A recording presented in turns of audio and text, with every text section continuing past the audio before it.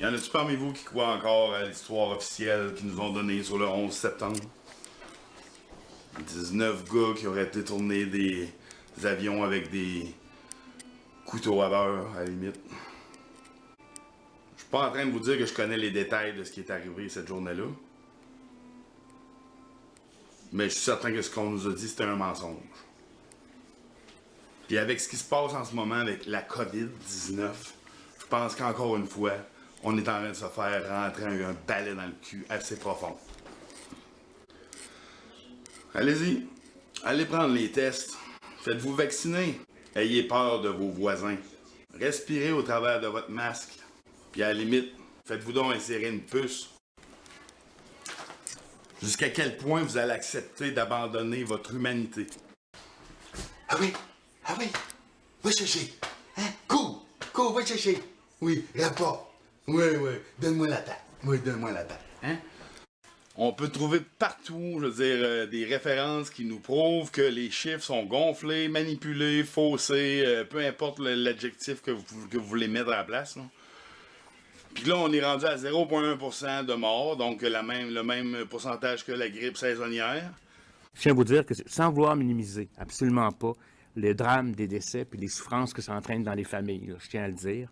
Le Québec est sans doute probablement un des endroits au monde qui calcule le plus scrupuleusement les décès liés à la COVID-19. Faire des comparaisons entre les pays qui ne comptent pas de la même façon, c'est trompeur. C'est comme comparer des pommes et des oranges et pourquoi pas dire des bananes. La plupart des pays ne comptent pas les décès qui surviennent à l'hôpital, qui surviennent à l'extérieur de l'hôpital. Souvent, si on faisait ça, on serait un des endroits où on a le moins de décès. On aurait de très beaux résultats annoncés, mais ce serait trompeur. Il y a des pays qui ne comptabilisent pas ce qui se passe en CHSLD ou dans leur réseau pour personnes âgées, publiques ou privées, parce qu'ils n'ont pas les systèmes. Puis s'ils comptabilisent, ils peuvent attribuer des fois la maladie à un autre facteur et non pas seulement au COVID-19. Vous comprenez que nous, par exemple, si on a un lien épidémiologique où dès que le COVID-19 peut être une cause, on le met comme étant la cause du décès, alors qu'ailleurs, ça ne se fait pas. Moi, je trouve aussi qu'il y a d'autres pays qui ne déclarent que les décès des personnes qui ont été testées. Ici, on compte les décès pour lesquels, je l'ai dit, il y a eu un lien épidémiologique, donc des cas qui n'ont pas été testés.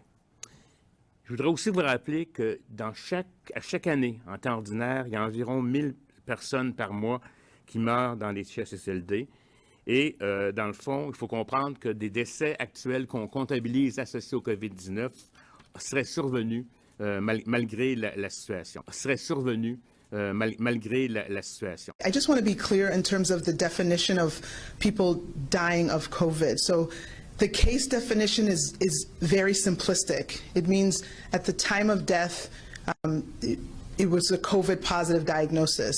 So that means that if you were in hospice and had already been given, a few weeks to live, and then you also were found to have COVID, that would be counted as a COVID death. It means that even if you died of a clear alternate cause, but you had COVID at the same time, it's still listed as a COVID death. So everyone who's listed as a COVID death doesn't mean that that was the cause of the death, but they had COVID at the time of death. I hope that's helpful.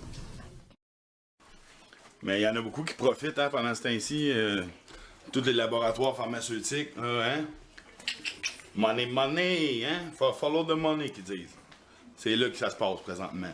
Eux autres, puis les compagnies de développement technologique, pour être capable de vous pousser, vous tracker partout, genre soit avec votre téléphone, un tatou